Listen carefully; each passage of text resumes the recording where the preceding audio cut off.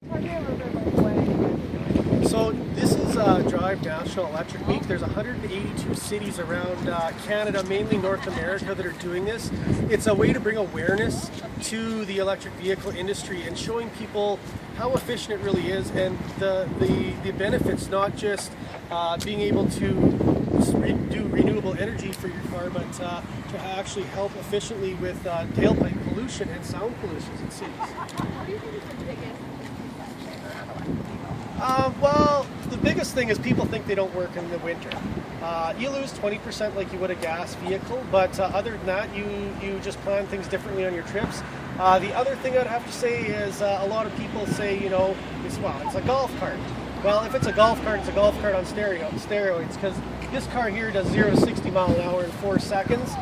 You get into the more hopped up, like the P85Ds, they're 2.8 seconds, like sports car fast. Talk to me about this bus. It's called a game changer. Yes, this bus is a game changer. So this bus here is a 30-foot, 37-passenger bus that basically gets 300 kilometers per charge. We drove it from Saskatoon to Regina on about $20 worth of electricity. So that's why it's going to be a game changer. You think of what we're spending in fossil fuels right now on transportation. That's a big thing, plus the health effects. This is a way to neutralize it. We also give away power at night to other places. We can keep it local now.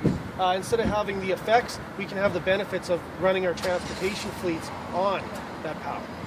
So where did this bus come from, and how do we bring something like this here? Well, it's on its way. It's spent some time in Regina already with transportation. They've driven it around. It's on its way to Saskatoon. They're going to be taking it for a week. It'll be at Drive National Electric Week in Saskatoon on the 19th.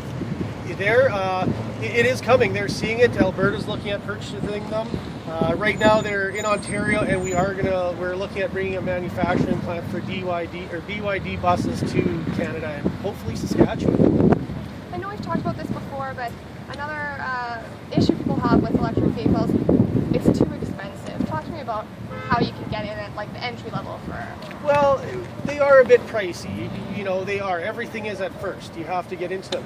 But when I can drive from Saskatoon to Regina on $6 a power, if I'm charging it at my home, let alone going and shopping for a bit and having it as a bonus to go shop at a location, it's game changing. Like this car here will pay off in 3.5 years, 4 years, where, you know, my other vehicle that I drive is 7 years, and I've still got oil changes, I've got maintenance. The only maintenance I have on this is really tires and adding some washer fluid.